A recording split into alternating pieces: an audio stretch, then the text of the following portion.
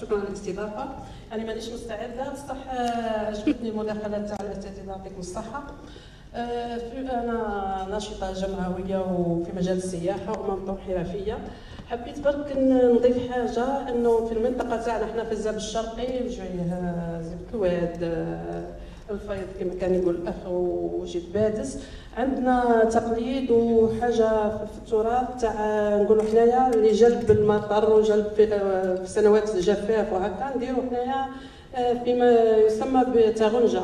احنا عندنا شغل الاطفال هكا يجوا يدوروا على الديار ويلموا الخضر وبعض الحوايج اللي تعاون باش يطيبوا.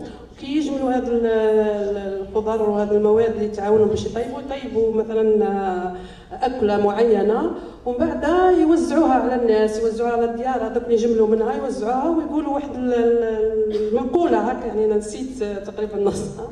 يقولوا تغنجه حنت راسها كلمات هكا باش ويطلبوا ويدعوا باش ينزل المطر. وسبحان الله يعني في هذاك الوقت كانت النيه وكانت هذاك كان صح. يعني سبحان الله بالدعاء هذاك كان ينزل المطر وكانت الناس تفرح وكانت هذه. يعني حبيت نضيفها برك في الامور هذه في المجال التراثي.